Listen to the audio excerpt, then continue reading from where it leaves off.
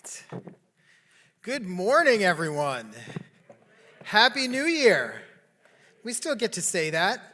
Happy New Year. I'm like a New Year's guy. Like, I love New Year's Eve. I love New Year. I'm glad it's 2022. I heard it said that 2021 makes 2020 look like it was 2019. I don't know what that means, but if you think about it for a second, I think it's actually true. It was a tough year. But I'm excited for 2022, excited about what God is going to do right here in our community as we just grow together as a community of faith, practicing the way of Jesus together and walking toward him. So I'm just really excited for this new year and glad that you're here with us this morning, whether that be here in person or online. So we are going to be continuing our series today from 1 Corinthians. We were doing that back in the fall, and we took a small break around the holidays to do the Doing Christmas series through the Advent season, which was great, and now we're going to be jumping back into 1 Corinthians. Now, we're going to be in a passage today, just an FYI, a little heads up. We're going to be in a passage today in 1 Corinthians chapter 7 that's dealing with some issues related to marriage and sexual and physical intimacy. So I don't see too many young kids in the room, but for parents, some of the language from the scriptures and some of the things we're going to talk about are going to relate to those themes. As a dad myself, it's nothing graphic, but as a dad myself, I'd probably rate it like a PG 9 or 10. Just use your judgment there. Kids Quest and Ignite is available, and there's some space out in the lobby as well if you'd like to take your children out there. So, about 3rd century BC, 3000 BC, quite some time ago, there began this type of art form where folks would take different pieces of rock or different gems, different sizes, different shapes, and they would start to piece them together, one next to the other, different shapes, different sizes, different colors, and then they would step back and take a look at everything they had put together, and it would portray a larger image. You guys know what that's called, right? A mosaic, right? Some artists among us. So for 5,000 years or so, mosaics have just grown as this form of art. So in 2018, an artist named Andrea Dezzo took a few jagged pieces of glass and of tile, imperfect, misshapen, jagged, just like this that we're seeing here on this screen, and she slowly started to put those pieces together, one after another. And before you knew it, she had developed this beautiful portrait of life. And we're New Yorkers. We have the privilege of being able to see this in a lot of different places because this particular one that Andrea Dezzo built is in our New York City subway system. This is the Lehman College Station in the Bronx, and it's beautiful. And actually, the New York City subways are filled with mosaics. She has several of them throughout various stations, and it's filled with these mosaics. And as we're back in 1 Corinthians today in chapter 7, we're going to be talking about marriage. And the reason why that I show you these mosaics is because we tend to see our marriages, or marriage in general, as sort of a life filled with these various small pieces. Some of them are jagged, some of them are smooth. There's the mortgage, and there's the kids, and there's making dinner, and there's getting into an argument with your spouse, and then there's living in that discomfort for a while. There's reconciling, or maybe sometimes just like sitting on it and letting it think it's going to go away when it doesn't. There's all these different pieces of what make up marriage, and some of them are difficult, and some of them are good and beautiful. But all of these pieces together are painting a larger picture. Marriage is many pieces working together to reveal something beautiful to all of us. And to that end, I would say, if you're single today or if you're not married, please don't check out, because marriage is a portrait that paints a larger picture that is for all of us to see. Marriage is, in fact, a portrait of God's good world brought about through the gospel. And in Ephesians chapter 5, Paul, who also wrote 1 Corinthians, he refers to marriage as a mystery. We're going to talk about that in a little bit. But those who are in a marriage, those who are actually married, get to experience it, something profoundly and supernaturally beautiful experienced within a marriage. And then those who are around a marriage, so even married couples who are exposed and around other married couples, and singles among us who are exposed to other marriages around them. When you are in the presence of a Christian marriage of two new kinds of humans living in this type of relationship, it's not just another relationship. Your marriage is not just like another part of your life. The reason why Paul talks about it in this context of the supernatural things that God is doing through his Spirit is because a marriage supernaturally portrays something beautiful. Sherry and I are passionate about the beauty and the goodness of marriage and how it has the power to shape everyone that it touches. And today's section of Paul's letter to the Corinthians in 1 Corinthians chapter 7 is life-giving because we sometimes see the Bible as a list of things not to do, right? So don't say this, don't go there, don't live like this. And what Paul is doing here as he talks about marriage is he is painting a picture of God's good intent as it relates to marriage. And he helps us see that all of these other commands, like don't do this, don't, the way we think that the Bible reads, that it's mostly a list of don'ts. What he's trying to help us understand here as sort of this underlying premise is that sin is not the invention of something bad, but it is the corruption of something good. That sin is not the invention of something bad, it is the corruption of something good. So there's like 600 some odd laws and in the Old Testament. Most famously what? The 10 Commandments, right? And within each of those 10 commandments and within each of those 613 laws, we see the good world that God is desiring to bring about. So in a command not to kill or not to commit murder is God's high value for life. And within a command to not bear false witness, not to lie, is God's high value for truthfulness. In a command not to commit adultery is God's high value for the family and for loyalty and the good thing that he desires to do through a marriage. And yet we corrupt so much of God's good intention for us when we misuse what he has actually intended. So I brought with me my favorite spoon. All right? Is it weird that I have a favorite spoon? Maybe, a little bit, all right? But I'll tell you why this is my favorite spoon. So this is like an old spoon that I've had since like, I don't know, maybe like, it's probably been like 20 years. It was like this cheapo set that we bought, and now we have like these nicer spoons, but I always go back to Old Faithful. I don't know why. I think it's like the way it's curved, like when I'm eating, if I use another spoon, like the food doesn't make it to my mouth, things drip off, they're falling down. I don't know why, but not this spoon. Old Faithful always gets it right. So I use it to eat cereal, it's perfect. I'll use it for yogurt, just right. Ice cream, even soup. It's a little small, but it gets the job done, all right? But if someone asked me to take this spoon and to dig a ditch, that would be a bad idea. It would take me a very long time, wouldn't it? Or if, sometimes you'll watch like a TV show or a movie and like somebody's on some deserted place and there's a doctor and they need surgery and somehow they take a spoon and they like perform surgery or something crazy like that. But that's not what it was intended for, was it?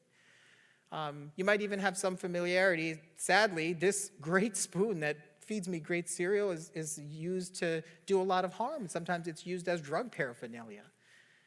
And that's not what it was intended for. And understanding our marriage and understanding sexual and physical intimacy as it's described in this passage is like this spoon. Sex is like a spoon. There you go. There's your tagline for today. That when it's rightly used in the way that it was intended, it is beautiful, it is powerful, it is supernatural. But when it is misused, it brings about great harm. I'm going to put this back in my pocket because I'm going to be really sad later if I don't have it when I eat my cereal. So, Paul Paul here is addressing some questions that the Corinthians had written to him about. And the Corinthians' framework for understanding good and evil in their faith was becoming problematic. So just like a quick review, let's take a look at the passage right before 1 Corinthians 7. In 1 Corinthians 6, he says this, "I have the right to do anything, you say, but not everything is beneficial. I have the right to do anything, but I will not be mastered by anything. You say, food for the stomach and the stomach for food, and God will destroy them both." So what Paul is doing is he's responding to a letter that the Corinthians wrote to him. They had some questions. So here he's addressing line by line kind of like what they said. He said, you wrote to me, I have the right to do anything. So what the Corinthians were doing here is that they were taking a step towards this framework of thinking called Gnosticism. They were basically ripping apart the material and the immaterial. So there's the material, there's our flesh, there's the things we touch, taste, and see, and then there's the immaterial. There is the spiritual part of us. And they were just totally ripping those two things apart and saying that the material is evil and bad, and then the immaterial, the part inside of us, is good. So that's the part that we need to focus on. And we get that. We still tend to do that, don't we? We still talk about, I need to work on my spiritual life. And there's a good sentiment there. But we still have this tendency to say, okay, my spiritual life is over here, and then my physical and my emotional and my intellectual life is all of here. But all of those things together is what make us human. All of those things collectively interwoven, intertwined, is what make us human. And apparently the Corinthians thought that by sort of disembodying their spirit from their flesh, that it was affording them freedom. They were saying, well, listen, if the body's just the body, then you can meet its any need anytime. Right? So the stomach, if you're hungry, you eat food. If your body desires some sexuality, then you just go and you have sex. And it's just like whatever need needs to be met, you can just meet it, because they just rip these two things apart. And Paul's trying to help them understand that that's not freedom. That's actually bondage. Because now they have no choice but to gratify their every need. Think about it. If my body and my spirit have nothing to do with one another, then every time I'm hungry, I have to eat. Every time I, am feeling like I want to have sexual relations, I have to gratify that need. And that's kind of what he's getting into here. And so the Corinthians are ripping apart the material and the immaterial. So Paul says, the body, however, is not meant for sexual immorality, but for the Lord, and the Lord for the body. By his power, God raised the Lord from the dead, and he will raise us also. Do you not know that your bodies are members of Christ himself? See what Paul's doing here? He's starting to bring these two things back together, and he's saying your body and your spirit are interwoven as one. He uses words like God and the Lord, and he relates it to the material parts of us, right, to our actual bodies. Paul is telling them that just as you seek to honor God with your spiritual life, so also honor God with your bodies as well. So Paul is deconstructing this thing where they were disembodying themselves from what is going on inside. And he was saying that physical intimacy and marriage are not separate from one another, and that your body and what you do with your body is not separate from what it is that God is doing in your soul, in your heart, in your spirit, in your emotions, in your intellect. That all of these things are connected. And he really wants to lay this underlying foundation to make that clear. And that really is the foundation that takes us into this positive picture of what he paints of what a marriage is a portrait of. That a marriage, we're going to see, is a portrait of three things. It's at least as Paul describes it in this section. It is a portrait of many things. It is many, many pieces that make up this mosaic. But in this passage, he talks about these three things. He talks about marriage as a portrait of mutual submission, marriage as a portrait of oneness, and marriage as a portrait of transformation. So let's take a look at this together in chapter 7, verse 1. Look at what he says. A portrait of mutual submission. He says, now for the matters you wrote about. Again, he's addressing something that they wrote to him. So like, hey, Corinthians, this is what you said to me. You said, it is good for a man not to have sexual relations with a woman. What he's addressing real quick is this is something we tend to do also. The pendulum had swung completely the other way. So basically, the Corinthians had said, okay, well, you know what, Paul, when you were here with us, you spent 1.5 years here with us, and you helped us plant churches and all that stuff, and you told us about the perils of handling our sexuality loosely. And they swung the pendulum the other way and said, well, if that's the case, maybe we shouldn't have anything to do with this at all. And that's what he's addressing here. He says, you say it is good for a man not to have sexual relations with a woman. And he's like, wait, that's not what he said. He said, since sexual immorality is occurring, so the misuse of sex, using the spoon for the wrong things, since that is what is happening, look at what he says. Each man should have sexual relations with his own wife, and each woman with her husband. Paul restates here what God intended for intimacy from the beginning. Each man should have sexual relations with his own wife, and each woman with her own husband. The beauty and the goodness of the union between one man and one woman in a lifelong marriage covenant as the foundation. Paul is hearkening back to these passages from Genesis chapter 2, verse 24, where the scriptures talk about two becoming one flesh, or even the very, very first commandment in the entire Bible. Do you know what it is? It's Genesis 1:28, be fruitful and multiply. And Paul is hearkening back to the goodness and to the beauty of that original good world. But how so? Take a look at what he says next. The husband should fulfill his marital duty to his wife, and likewise the wife to her husband. The wife does not have authority over her own body, but yields it to her husband. In the same way, the husband does not have authority over his own body, but yields it to his wife. So here's a passage, a portion here, that I think has been immensely misunderstood and misused in a way that is really as horrifying as it can be potentially abusive. So what is this not? What is he not talking about here? Well, I'll tell you one thing. He's not saying that marriage should somehow be used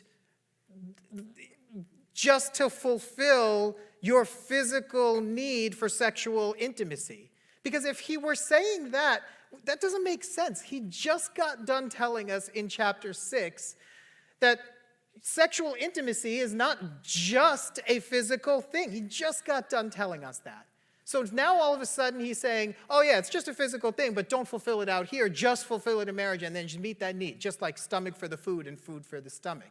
He's not saying that. He already just got done telling us that there's something bigger here, that there's a bigger picture going on. And instead, he's painting this bigger, beautiful, important picture, part of this mosaic of mutual submission between two people. Husband and wife should fulfill their marital duty to one another. That word duty, the word marital is kind of added on in there. The word in the Greek is just the word duty. And in every other context where it's used in the New Testament, it's not used in relation to a sexual situation. It's used more as to what it is that is owed to another person in all respects. Some translations actually even say, fulfill your affection to the other, because it's not just physical, but it is that as well. And it says the wife does not have authority over her own body, but yields it to her husband, and the husband yields it to her wife. Hey, quick note here. This was groundbreaking stuff at the time. Women were being abused and misused, so it was very normal for something like a woman doesn't have authority over her own body. But to say that a man doesn't have authority over his was groundbreaking stuff at the time. Paul is like super egalitarian, saying every single person matters. And what he's getting at here is that this is an act of willing mutual submission where we lay down our rights for the good of another. And this concept of laying down our right for the good of another is at the heart of the gospel, at the heart of the good news about Jesus, at the heart of God's good world. This was Jesus' example.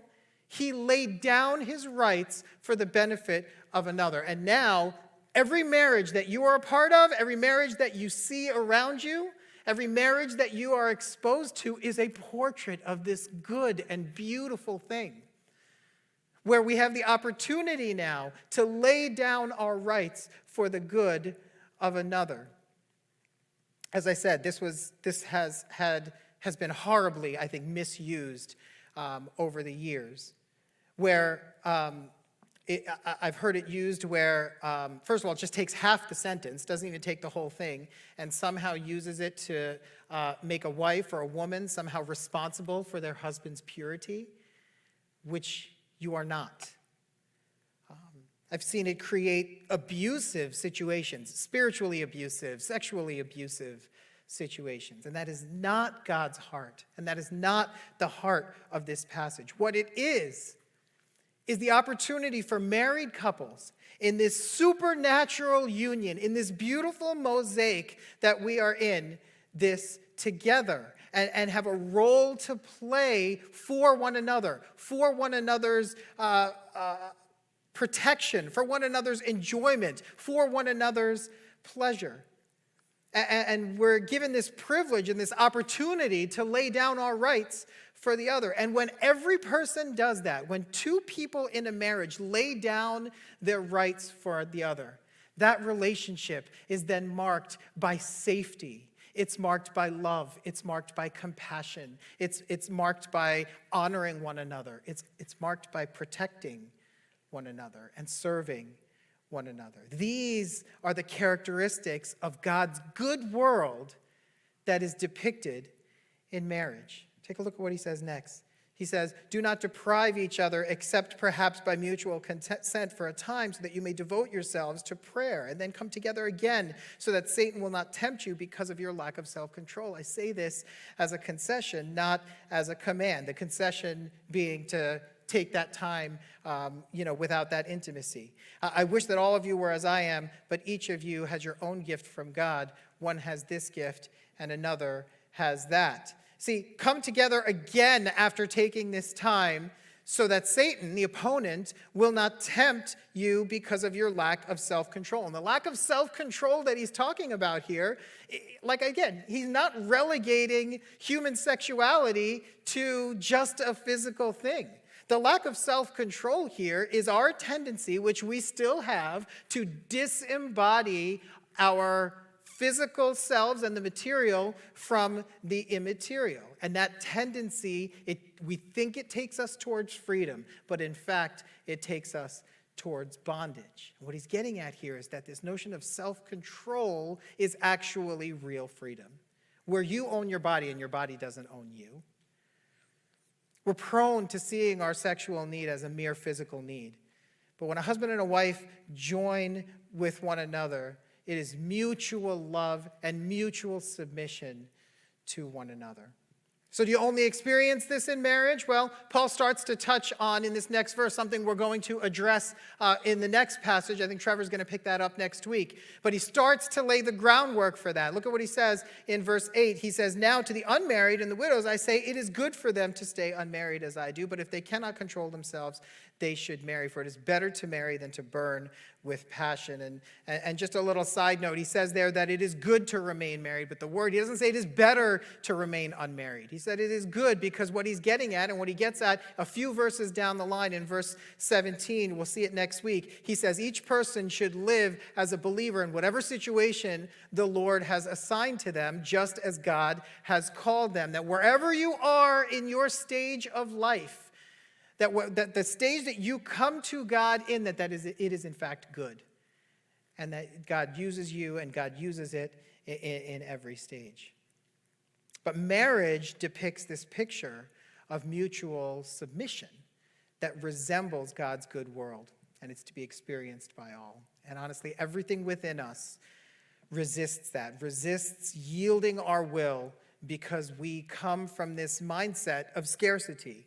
You know, Sherry and I have been married 20 years, almost. I find that even still, it is sometimes difficult for me to come before her and be truly vulnerable and truly let her know what it is that I need. And I think part of the reason for that is I think I'm afraid that if I come before her and I am that vulnerable before her, I'm somehow giving up some of my value, control, acceptance. She's going to see who I really am or see some darker part of me that I've tried to hide. And the fear is that there is not enough love and not enough acceptance for me to be able to be open with her. Because I approach the relationship from a mindset of scarcity. And what this picture that is being painted here with this mutual submission is that we are invited now to come before one another the way that God created us to, naked and unashamed. What that means is nothing to hide from one another and nothing to hide from God. Because we're not coming from a place of scarcity. We're coming from a place of abundance, where there is an abundance of love and an abundance of acceptance and an abundance of compassion and abundance of generosity for us to experience from one another. And when you are in your marriage relationship or you are looking at someone else's marriage relationship, you are seeing a portrait of that abundance. It is the beauty of a Christian marriage. And I know our marriages aren't perfect, but God is in the process of changing us. He is in the process of bringing about supernatural oneness and supernatural transformation. The next two things we're going to take a look at. Take a look at verse 10. To the married, I give this command, not I, but the Lord. A wife must not separate from her husband, but if she does, she must remain unmarried or else be reconciled to her husband, and a husband must not divorce his wife. Marriage is a portrait of this supernatural oneness. Not sameness, supernatural oneness. Two people who are different from one another, and they maintain all that makes them different and unique from one another, and yet they become one. And this is not a concept that we had to come up with, because the eternal God himself is three in one. God is Father, Son, and Spirit. And the Father and the Son and the Spirit are not the same, but they are one. They are unique and distinct persons, and yet they are supernaturally one. And when we go and observe one another's marriages and we lean in towards what it is that he's describing here, this heart towards togetherness, this heart towards oneness, we lean in towards a fuller understanding of what it means to, in fact, be one and reflect the God in whose image we were created. Paul places high value on this togetherness that brings about oneness. This call on the husband not to divorce is a call, especially in the time period, it was a call towards protection.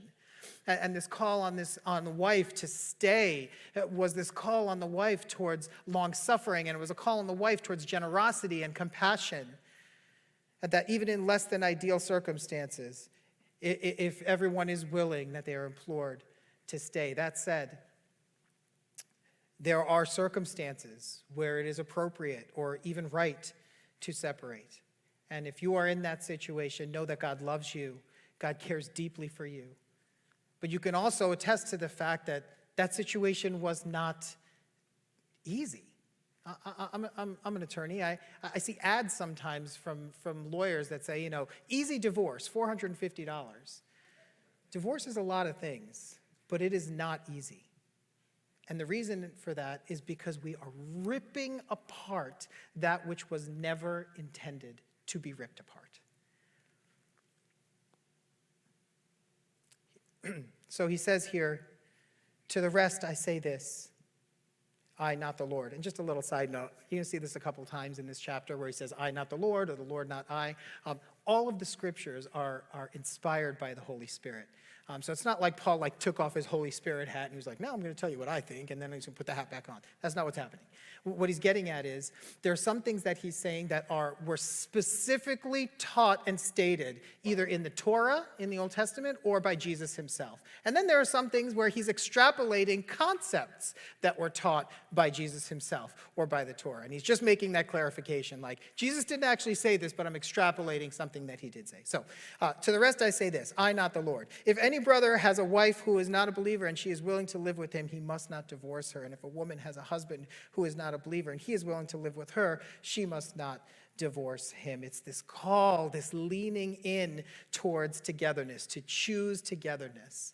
That submission and togetherness are what cultivate this oneness that he's getting at. It's one thought. He's talking about mutual submission, and then he goes on this theme towards talking about togetherness because it's one thing, that mutual submission to one another and this coming together and choosing one another and choosing togetherness brings about that supernatural oneness. Two people who are different becoming one.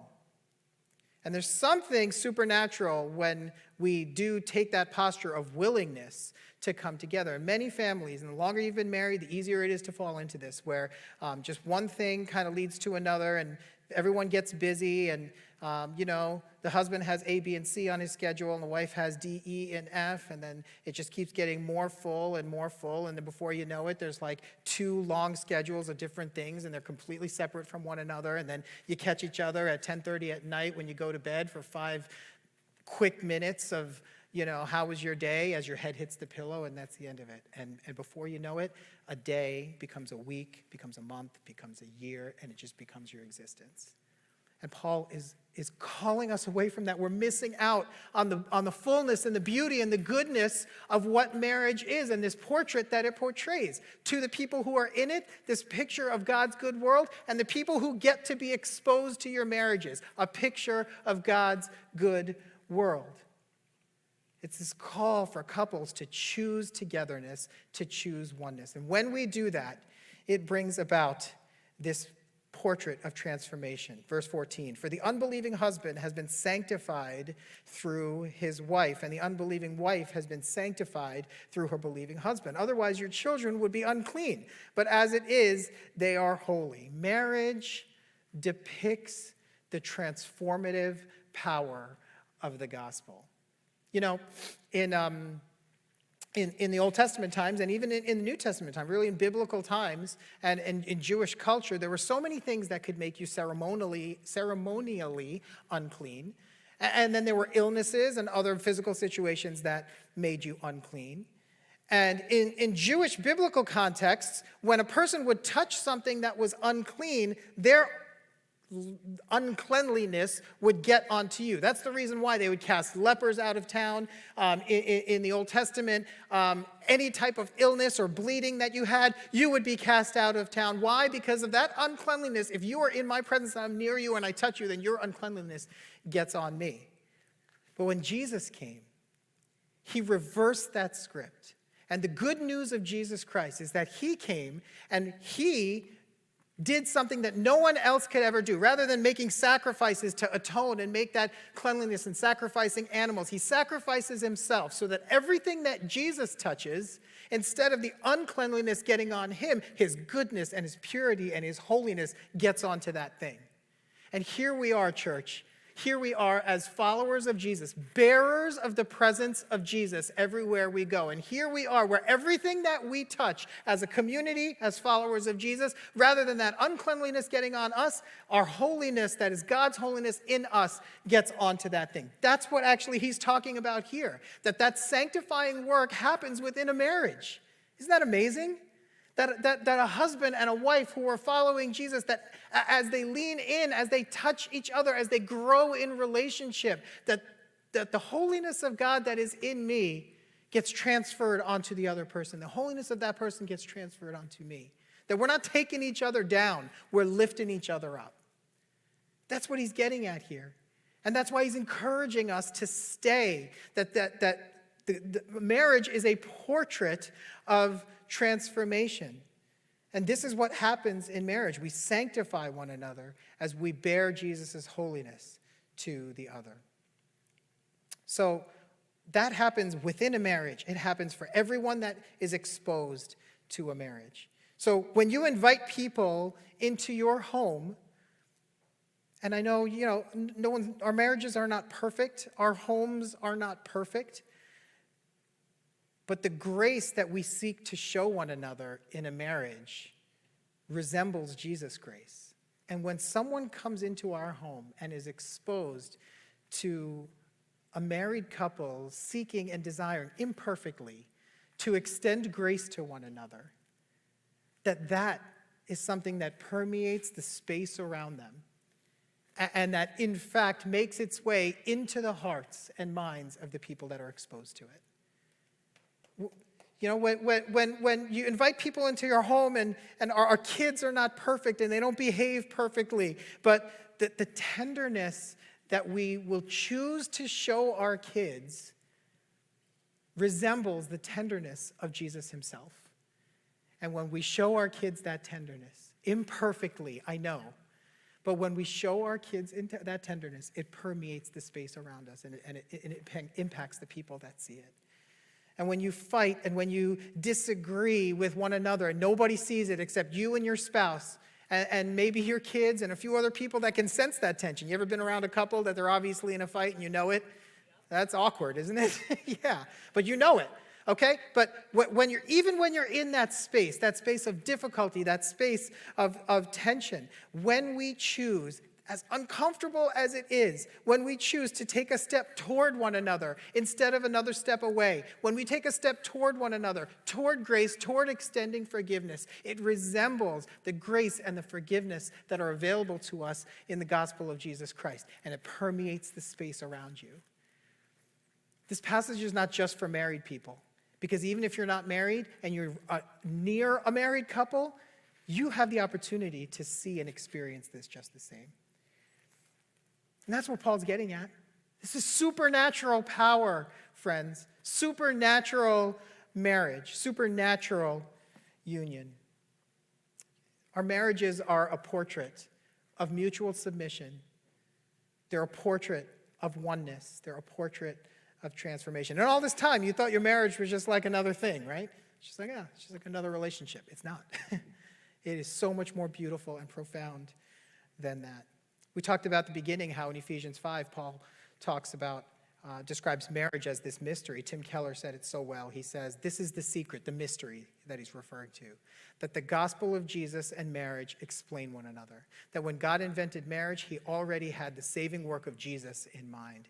It gives you both the power and the pattern for your marriage. So the invitation before us, in the midst of this, there's all this beautiful stuff that God wants to do in our marriages for our benefit, for the good of the other, for the good of everybody that touches it. All these things that God wants to do. And the invitation before us is, are we willing, maybe not even to trust our spouse or trust the people around us, but to trust God enough to surrender, to open up our hands and to submit to one another? Are we willing to surrender our scarcity mindset that says, if I open up and create space for you, there's not going to be enough for me?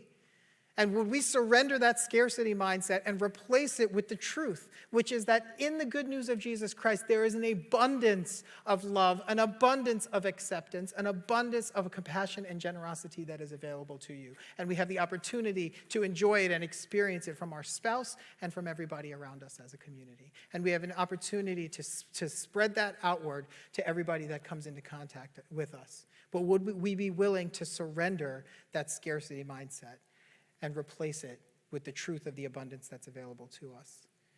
Would we surrender our guardedness and allow ourselves to be shaped and transformed by another person? That in our togetherness, in leaning in towards what it is that our spouses love to do, love to be, would we lean in and be willing to be shaped by that? Release our desire to control our own space and open our hands and be willing to be shaped by another. It all starts with a posture, a willingness to surrender ourselves before God and say, God, I know you are the one who is not pouring yourself out for me from a place of scarcity, but from a place of abundance. And we can lean in, and our marriages become richer, and our community becomes more powerful and more whole and more healthy as we lean into that together. Amen?